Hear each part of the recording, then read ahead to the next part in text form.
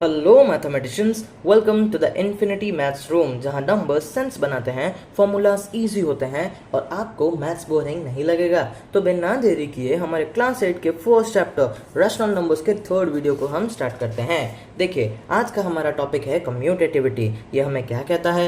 N operation is said to be commutative when we change the order of operands then the result remains the same, it does not change. देखिए, अगर मैं कोई भी operation कर रहा हूँ, वो भले ही प्लस हो या माइनस हो या मल्टीप्लाई हो या डिवाइड हो, अगर मैं उन दोनों ऑपरेंड्स के प्लेसेस को इंटरचेंज कर दूं और जब मैं उसको फिर से ऑपरेट करूं तो मेरा जवाब मुझे सेम ही मिलना चाहिए। देखिए, इस चीज़ को हम आगे समझेंगे, आपको अच्छे से समझ आ जाएगा जब हम एग्जाम्पल से समझेंगे।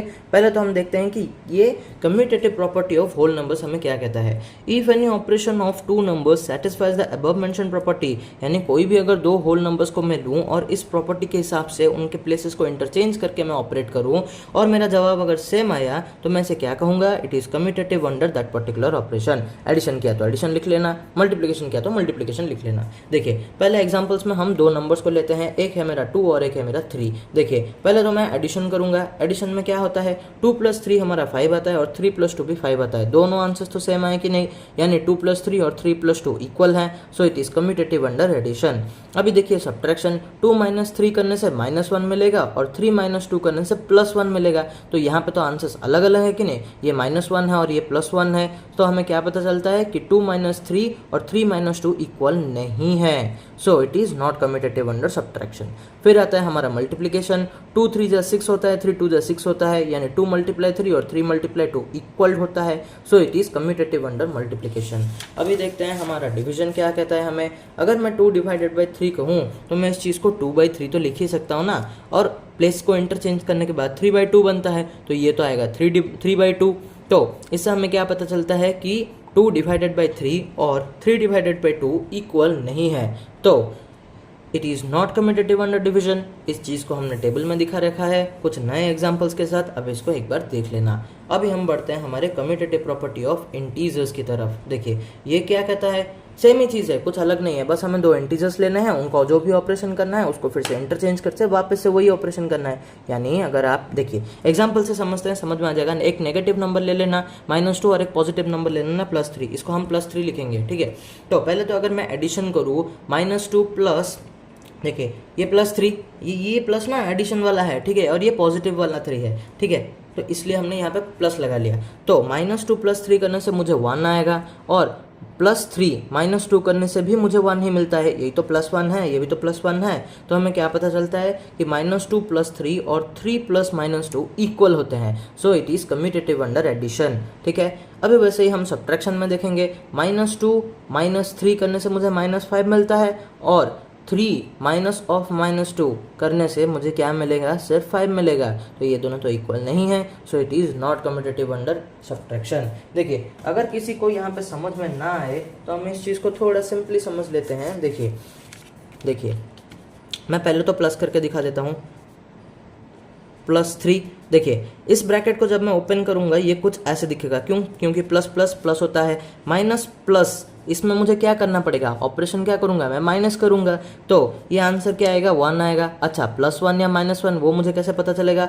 आप बताइए, 2 बड़ा है या 3 बड़ा है? ऑब्वियसली आप कहेंगे 3 बड़ा है। 3 के सामने कौन सा साइन है? प्लस है, तो ये प्लस हो गया। अभी मैं प्लेस को इंटरचेंज करूंगा, पहले +3 लगेगा, फिर मेरा प्लस है, उसके बाद मेरा -2 में लिख दूंगा।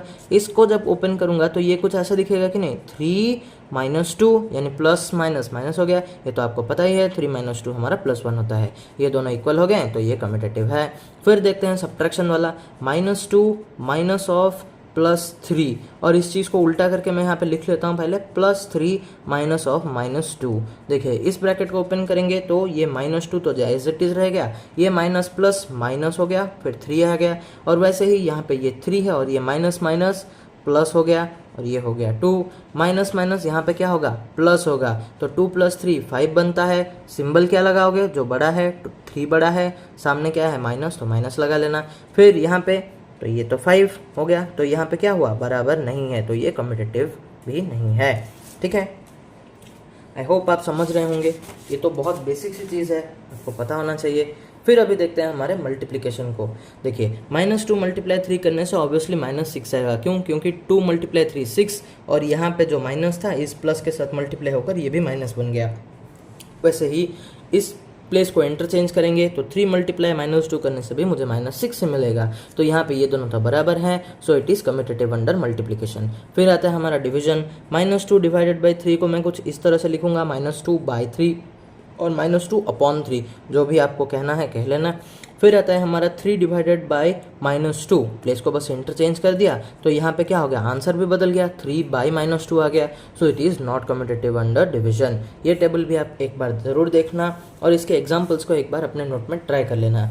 फिर देखते हैं हमारे commutative property of rational numbers. देखिए अभी हमको क्या करना है, 2 रैशनल नंबर लेना है और सारे ऑपरेशंस को एक बार करके चेक करना है कि वो कम्यूटेटिव है या नहीं है उस पर्टिकुलर ऑपरेशन के अंडर। देखिए 2 रैशनल नंबर्स लेंगे, एक है मेरा 1/5 और एक है मेरा 2/5। पहले तो प्लस करेंगे, देखिए डिनोमिनेटर सेम है तो ये हो गया क्या 3/5।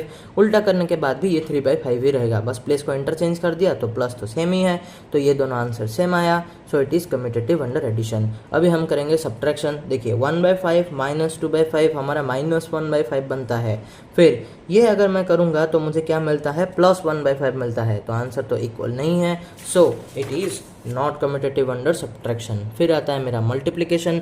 1/5 मल्टीप्लाई 2/5, 1 मल्टीप्लाई 2 एंड 5/5 = 25। सो ये चीज़ यहाँ पे भी है, 2 मल्टीप्लाई 1 2, 5/5 = 25, आंसर इक्वल है। सो it is commutative under multiplication. फिर आता है हमारा डिवीजन। 1 डिवाइडेड बाई 5 और 2 डिवाइडेड बाई 5। ओके,